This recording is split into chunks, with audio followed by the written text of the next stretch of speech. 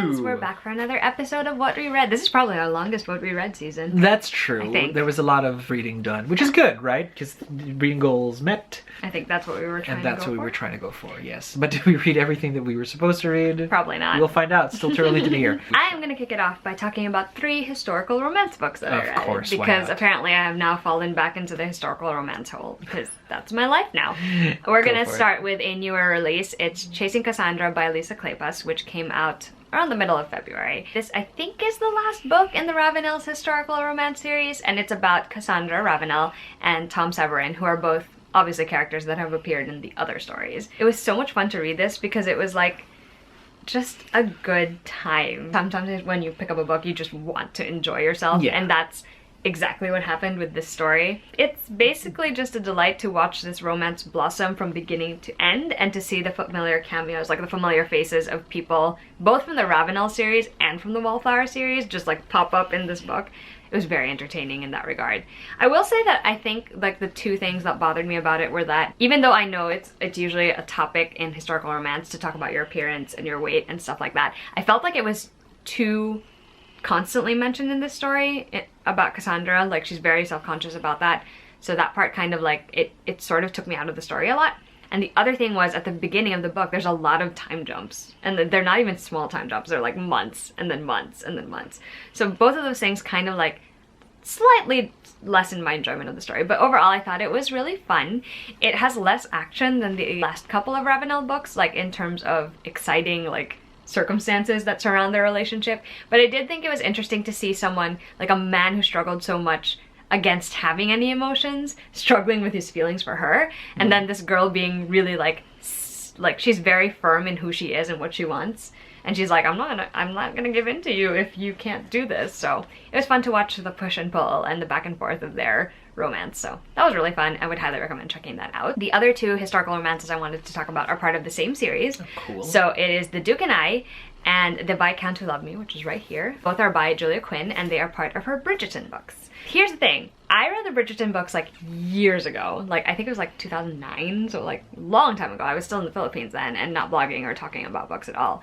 And I really enjoyed them, and I couldn't pinpoint why until I started rereading them again recently. It's because they're historical romantic comedies centered around a rather large family of siblings, and I'm a sucker for both those That's things. true though. They're very funny, they're very quick, and they're very light to read, and I truly enjoy all of them because it's just so much fun. So the first book is The Duke and I, and it is about Daphne Bridgerton and her quest to, well, get married, because she would like to have a big family of her own after growing up with 7 siblings. She's out for another season, and then she ends up sort of making a deal with her eldest brother's friend, Simon, who is the Duke of Hastings. They make a deal that Simon is gonna court her, so that will get all of the mamas and the eligible ladies off his back, and it will also make her more appealing to the guys who only see her as like a friend or like one of the guys. Of course, they don't count on developing feelings for each other, so that's their romance. I will say there has been commentary recently, as far as I can tell, about something that does happen later on in the book, and it is definitely not a good thing. Like, it is something that even I'm just like, ooh, you shouldn't have done that. It didn't lessen my overall enjoyment of the story because I really like Simon and Daphne, and I loved seeing all the Bridgertons for the first time all over again. So it was really fun. And then I dove into The Viscount Who Loved Me, which is the second book, and it is about the eldest brother and his love story. He's decided that it is time for him to settle down because he's a little older now and he wants a family and everything. But he also believes that he's gonna die at a relatively young age. So he wants to like have everything set. And so he picks out the girl he thinks would be the perfect bride for him. The only catch is the girl relies on her sister's opinions, like before making any final decisions about courtship. And the sister is very good at reading other people, and she just wants her younger sister to be happy. There. So they butt heads constantly in this book, and it's funny because eventually they realize that they're sort of developing feelings for each other instead. And that's the And it's kicker. So great. There's so many funny moments in this book that I had completely forgotten about. So reading them again was so entertaining for me. The Pall Mall game, best part of this book, honestly. But yeah, it was really fun to read this story. I really love Anthony. I have such a soft spot for him because he's the eldest brother and he's so good to his mom and his siblings. And I also had a soft spot for Kate because she's the elder sister, and she really loves her younger sister and wants her younger sister to be happy, and doesn't really think so much about her own happiness or her own self. Like, she's content with her lot in life, basically. It was so much fun to read, and I really enjoyed it. I do think the resolution is a teensy bit quick in this one, but nonetheless, it was still fun. Plus, you get so many cameos from other Bridgerton characters in the story. So great, so much fun. Highly recommend this series. Time for a break from me. Now it's your turn. Right, now we lead into my DC Superhero Girls segment, brought to you by Kindle Unlimited. Kindle Unlimited is awesome, and Prime Reading is pretty good too. I managed to, and DC Rebirth, just first of all, let me preface it with this. DC Rebirth has soothed a lot of the burn from the New 52 for me personally. Because I just, you know, the transition and things are different, and DC has this thing of reinventing itself every so often. And I really think that this is the one that I felt was like everything, the dust is settled, right? So let's start with, you know, with Supergirl. Volumes 1 and 2 of the trade paperbacks. I want to say that volume 1 is called Reign of the Cyborg Superman, and volume 2 is called Escape from the Phantom Zone, and it's got that cover of her and Barbara Gordon on there, which is really the only reason I ended up wanting to pick that up. I would say that from a, like if I was going to draw a graph of like how much I enjoyed it, it was pretty much, it peaked sort of halfway through Reign of the Cyborg Superman and sort of like went down all the way through. And I will preface it with this, my entire Kindle Unlimited like spree is just a lot of frantic flipping and reading like on the trains and everywhere else, because I just kind of wanted to get to the end of it. So if there were things that I missed, that's probably on me if I didn't like it so much. But at the same time, if they riveted me, I would have stuck and it would have like stayed in my head. So I blasted through these 2 books. I enjoy the TV's Supergirl better from season 1. Nothing beats like Supergirl season 1. That was before it was CW-fied. Callista Flockhart as Cat Grant was her. Like, it was about like being a woman and finding it, rather than it's like the CW and we're building the Arrowverse, and that's not bad. It's just I missed that, and that for me was still one of the best adorations of Supergirl ever. Here it's just a lot of superhero hijinks, which is not bad. Yeah. But at the same time, if you like that kind of thing, sure, but that's not the only thing that I sort of gone for. And so I do miss a more grounded Kara Danvers and figuring out her life while being super. So there's that. Then I managed to read all 3 trade paperbacks of Batgirl and the Birds of Prey. Batgirl and the Birds of Prey is basically kind of like an origin story-ish of a new iteration of it. It's literally a reimagining, or more like a reinventing of the old team, because the Rebirth universe was a kind of like, after whatever crisis, Lord knows how many crises there have been in DC, but after the entire crisis has been, and like the universe has been rewritten again for the upteen millionth time in DC history, this is a timeline where Barbara Gordon managed to heal from her severed spine injury from Joker shooting her. In the old world, thanks to crazy people like Alan Moore, who are awesome and kind of like just mad geniuses, he put Barbara Gordon on a dark path where the Joker shows up at the commissioner's house, shoots her, severs her spine, and she's basically like invalid from the waist down. And she's had to walk around with a wheelchair, and reinvented herself and became for many, many years vigilante crime fighter called Oracle, where she sits sort of like in her tower and she gets the Birds of Prey to sort of do all of the actual physical sort of work while she sort of plays the brains and things. She becomes the information broker of the entire DC universe. Now, cut to the New 52 where they're like, well, that didn't happen. You know, and Gail Simone sort of ended up writing Batgirl again, and that was fine. And, you know, it's sort of like they rebooted her journey. And you will find a very, very young, almost exasperatedly young Barbara Gordon. Because the Barbara Gordon Oracle I sort of grew up with, she was flawed. She wasn't perfect. And she made mistakes. And they were costly and they were terrible. This Barbara's mistakes are, I think, mostly due because of her youth, I want to say. Because she isn't sort of like that grown-up woman who has matured in like the vigilante game. I'm Batgirl. This is beyond Burnside. I got my new like Doc Martin, like the yellows, and she's very young, very youthful. And so I feel that was more because of that, like just her lack of a journey. And this is the road to literally Oracle. And the Oracle thing is brought up in this entire book. In fact, if you look at the titles of these 3 Birds of Prey books, the first one is Who is Oracle? Okay. The second one is Source Code, and the third one is Full Circle. And true enough, it delivers on the Full Circle piece, I want to say. Julie Benson, who had written sort of all 3, I feel did a pretty good job of reinvigorating this series. I just don't know that I loved 100% of it. And this is me and Alexa's sort of commentary on the new Doctor Who as well with Jodie Whittaker. All of the important issues tend to be expressed in such a way that it's so on the nose. There's almost no subtlety. It's like, this is an issue where this will set back feminism for... Literally, that's a line from the book. It'll set back feminism for like years. And I'm just like, yeah, okay, I get it. Now, do I support these causes? Absolutely 100%. Do I appreciate the way it was executed here? Maybe not 100%, but it still gave me one of my favorite Birds of Prey moments of all time, I want to say. At what cost?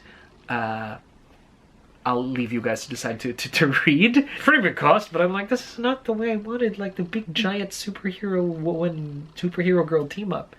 But it happened. So I would say that Source Code, which is the middle book, was actually the best. I would graph it.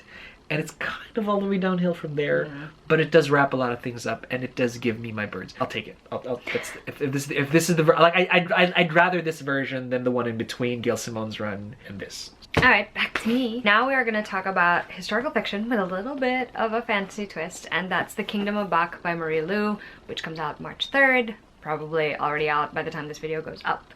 But anyway, this is her fictionalized account of what life was like for Nannerl Mozart, who is the older sister of Wolfgang Amadeus Mozart. It specifically tackles the period of their lives when Nannerl was the one who was very skilled at playing the piano and composing her own work, and eventually gets outshone by her brother, who is just a musical genius even in this story. It also tackles their relationship as siblings and how they both end up going to the Kingdom of Bach, which is a fictional place that they came up with. That's a real life fact in history, apparently, if you look it up. It combines both the journey of Nannerl and her brother as they pour their music and their musical abilities, and also how the Kingdom of Bach fits into their story. I thought it was a really interesting take on both sibling relationships, the way society views women at that time, and also how the things that maybe you imagined or were part of your fantasy as a child might actually mean something. It could be magical, it could not be magical, it could be representing something else entirely for you as a character. Thematically, I think this is one of her more interesting stories, and I really enjoyed exploring that.